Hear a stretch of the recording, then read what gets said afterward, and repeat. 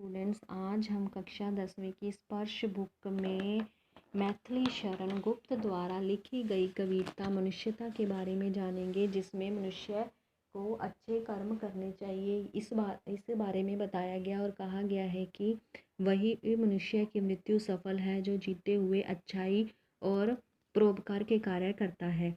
वो कह रहे हैं कि विचार लो कि मृत्यु हो न मृत्यु से डरो कभी, कि हे मनुष्य तुम विचार कर लो कि तुम मृत्य हो यानी मरणशील हो और तुम्हें कभी भी मृत्यु से मौत से नहीं डरना चाहिए।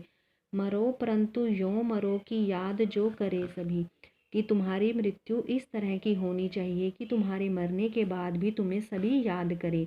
हुई न यों सुमृत्यु, सुमृत्यु मतलब अच्छी मृत्यु। तो वृथा मरे, वृथा मतलब व्यर्थ मरे, वृथा जिए और व्यर्थ ही जिए।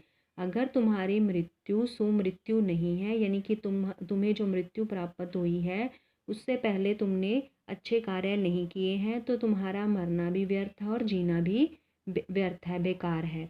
मरा नहीं वही कि जो जिया न आपके लिए, वो कभी नहीं मरता जो सिर्फ अपने लिए नहीं जीता। जो दूसरों की भलाई के कार्य करता है, करते हुए अपना जीवन बिताता है, वो क्या है, कभी नहीं मरता। वही पशु प्रवृत्ति है। पशु प्रवृत्ति मतलब पशुओं के स्वभाव का है।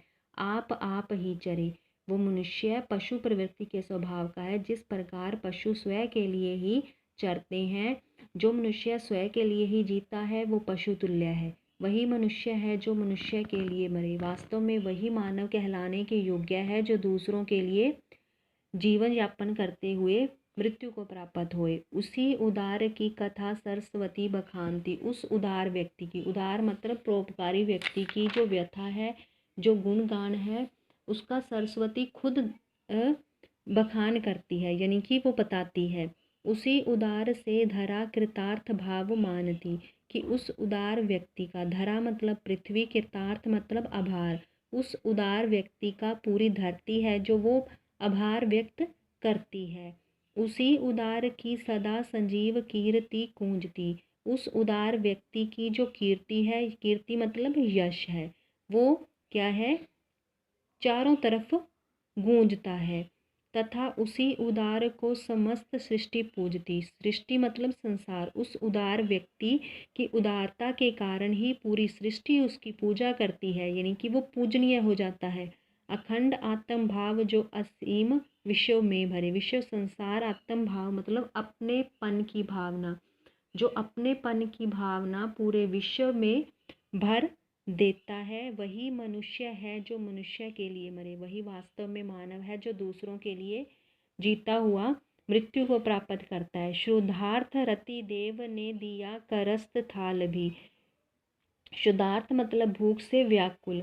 रतिदेव, रतिदेव राजा है, उन्होंने अपने हाथ में जो पकड़ा हुआ खाने का, भोजन का थाल है, वो भी किसी भूखे को दे दिया था, क्योंकि वो बड़े दानी प्रवृत्ति थे। एक बार उनका सब कुछ दान में चला गया तो वो बड़े भूख से व्याकुल हो पड़े थे और उनके हाथ में क्या था, भोजन का एक थाल था। तभी एक भिखारी आ जाता है, वो उनसे भोजन मांगता है, तो वो अपने हाथ में पकड़ा हुआ वो थाल भी उसे दान कर देते हैं। दधीची ने दिया परार्थ अस्थि जाल भी, दधीची ने देवताओं की, परार्थ मतलब दूसरों की, दूसरे कौन थे, वो देवता थे, देवताओं की रक्षा असुर से करने के लिए, क्योंकि उस असुर को मारने के लिए किसी सन्यासी की अस्थियों से, हड्डियों से बने हुए शस्त्र की जरूरत थी। तो जो देवता थे वो दधीची के पास आए। दधीची ने स्वयं इच्छा से मृत्यु प्राप्त की और क्या किया, अपनी अस्थियों का जो जाल था वो देवताओं को दे दिया ताकि वो असुर से अपनी रक्षा कर सकें। उशी नर क्षितिश, उशी नर क्या है, गंधार देश का राजा जो था वो क्षितिश था। उसने एक बार सब मांस दान भी किया, एक बार अपना खुद का मांस दान कर दिया था, क्योंकि उन्होंने क्या किया था, एक शिकारी को कबूतर का शिकार करते देखा तो उन्होंने शिकारी से पूछा कि तुम इसे क्यों मारे हो, तो वो कहता कि मुझे इसका मांस चाहिए। तो क्षितिश ने कहा कि तुम इसे मत मारो, जितना मांस इससे प्राप्त होगा उतना मैं अपने शरीर का तुम्हें दान कर दूंगा। उसने जीव को बचाने के लिए अपना जो खुद का मांस था वो उसे दान दे दिया था शिकारी को। सहर्ष वीर करण ने शरीर चरण भी दिया, जो करण थे वो क्या थे, वो भी दानी प्रवृत्ति के थे। एक बार इंद्र क्या करते हैं, एक भिखारी के वेश में उनके पास आ जाते हैं और उनसे जो उनका जो शरीर पर धारण किए हुए कुंडल और कवच हैं, जो उनकी रक्षा करने वाले हैं, किसकी, करण की रक्षा करने वाले हैं, वो दान में मांग लिए। तो करण ने सहर्ष मतलब बड़ी खुशी से वो दान कर दिए। अनित्य देह के लिए अनादि जीव क्या डरे। अनित्य देह मतलब नश्वर शरीर। इस नश्वर शरीर के लिए जीव को डरना नहीं चाहिए। वही मनुष्य है जो मनुष्य के लिए मरे। वास्तव में वही मानव कहलाने के योग्य है जो दूसरों की भलाई के कार्य करता हुआ जीवन व्यतीत करता है। सहानुभूति चाहिए, महाविभूति है यही। कि वो कह रहे हैं कि सहानुभूति चाहिए, कि दूसरों के प्रति जो सहानुभूति करता है महाविभूति है यही। उसके लिए सबसे बड़ी विभूति है, यानी कि सबसे बड़ी पूंजी है जो दूसरों की भलाई के लिए कार्य करता है। वशीकृत सदैव है बनी हुई स्वयं ही। मही मतलब पृथ्वी, वशीकृत मतलब वश में हो जाना। जो दूसरों की भलाई के कार्य करता है उसके वश में हो जाती है क्या, पूरी सृष्टि, पूरी पृथ्वी। वृद्धवाद बुद्ध का दया प्रवाह में बहा। वृद्धवाद बुद्ध का दया प्रवाह में बहा। जो बुद्ध थे, महात्मा बुद्ध थे, वो बड़े ही दया प्रवृत्ति के थे, जिसके कारण उन्होंने उस समय जो रूढ़ियाँ व्याप्त थी उनके समय में, तो उन्होंने उसका विरोध किया था। विनीत लोक वर्ग क्या न सामने झुका। जो पूरा जो लोक वर्ग था, यानी कि पूरी जो उस समय के लोग थे, पूरा संसार था, वो उनके सामने नतमस्तक हो गया था, झुक गया था। आह वही उदार है परोपकार जो करे। जो परोपकार के कार्य करता है वही उदार व्यक्ति है, वही दानी प्रवृत्ति का है, परोपकारी है। वही मनुष्य है कि जो मनुष्य के लिए मरे। वास्तव में वही मनुष्य कहलाने के योग्य है जो दूसरों के लिए भलाई के कार्य करता हुआ मृत्यु को प्राप्त करे। रहो न भूल के कभी मदांग तुच्छ वित्त में। कि कभी भी हमें भूल कर, मदांग मतलब अंधे होना, किसमें, कभी भी हमें अंधे होकर नहीं रहना चाहिए अपने गर्व में। मदांग मतलब गर्व में अंधे होना।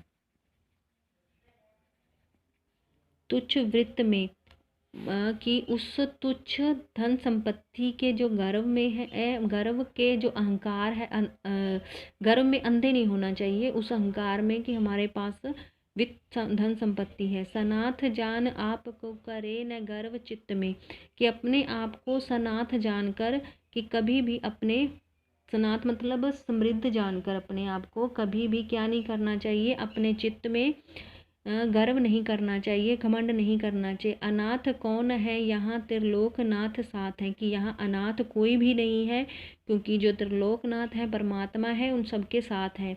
दयालु दीन बंधु के बड़े विशाल हाथ हैं। कि उस दयालु परमात्मा के, दीन बंधु मतलब परमात्मा के बड़े ही विशाल हाथ हैं। अतीव भाग्यहीन है अधीर भाव जो धरे। कि जो परमात्मा पर विश्वास नहीं करता है और मन में क्या है, अपने आप को जो गरीब होने की भावना को समाये रहता है। और अधीर भाव, अधीर मतलब जो गरीबी के भाव अपने मन में रखता है, परमात्मा पर विश्वास नहीं रखता है, वो भाग्यहीन है। वही मनुष्य है जो मनुष्य के लिए मरे। कि वास्तव में वही मानव कहलाने के योग्य है जो दूसरों के लिए जीवन यापन करते हुए मृत्यु को प्राप्त करे। अनंत अंतरिक्ष में अनंत देव हैं खड़े, समक्ष ही सब बाहु जो बढ़ा रहे बड़े बड़े। कि इस अनंत अंतरिक्ष में यानी आकाश में, अनंत यानी असीम, अंतरिक्ष मतलब आकाश। कि इस आकाश में क्या है, अनंत मतलब जिनको गिना नहीं जा सकता, इतने देवता लोग खड़े हैं। समक्ष ही सब बाहु जो बढ़ा रहे बड़े बड़े। सब बाहु मतलब भुजाएं, बाजू, वो जो कि अपने बड़े अपनी बाहों को फैलाकर खड़े हैं। परस्परालंब से उठो तथा बढ़ो सभी। और कह रहे हैं कि सब मिलकर आगे बढ़ो, उठो और आगे बढ़ो। अभी अमर्त्य अंक में अपंक हो चढ़ो सभी। और तुम क्या करो, इस अमर्त्य अंक में, अमर्त्य मतलब देवताओं की गोद में अपंक हो चढ़ो सभी। अपंक मतलब कलंक रहित यानी पवित्र। ये अंक है गोद कि इन देवताओं की गोद में जाकर बैठ जाओ। रहो न यों कि एक से न काम और का सरे, कि तुम्हें कभी भी ऐसा नहीं बनना चाहिए कि तुम्हारे बिना किसी का काम ना हो। वही मनुष्य है जो मनुष्य के लिए मरे, वही वास्तव में मानव कहलाने के योग्य है जो मानव के लिए जीवन यापन करते हुए मरे। मनुष्य मात्र बंधु है, यही बड़ा विवेक है कि मनुष्य हैं जो आपस में क्या है, बंधु हैं, भाई भाई हैं। यही सबसे बड़ा ज्ञान है। विवेक मतलब ज्ञान है।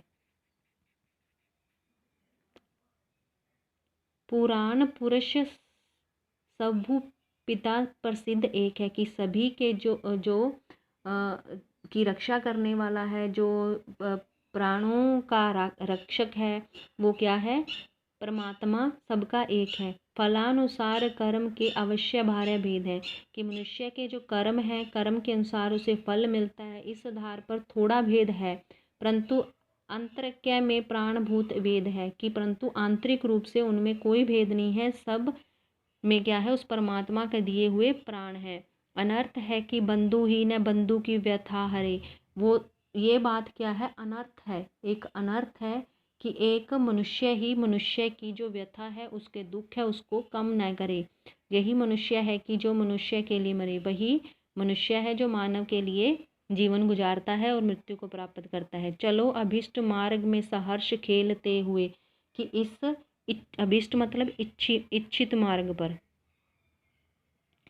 कर सहर्ष खेलते हुए, कि खुशी से इस आगे बढ़ते जाओ। विपत्ति विघ्न जो पड़े उन्हें धकेलते हुए, मुसीबत आए, विघ्न आए, रुकावटें, उन सबको क्या करो, दूर करते हुए आगे बढ़ते जाओ। घटे न हेल मेल हाँ बढ़े न भिन्नता कभी, कि हमारा जो मेल जोल है वो कभी कम न हो, और कभी हमारे अंदर है जो भिन्नता या फिर जो मेल मिलाप का जो की भावना है वो कभी कम नहीं होनी चाहिए। अतर्क एक पंथ के सतर्क पंथ हो सभी, कि अतर्क मतलब तर्क रहित और सतर्क मतलब सावधान।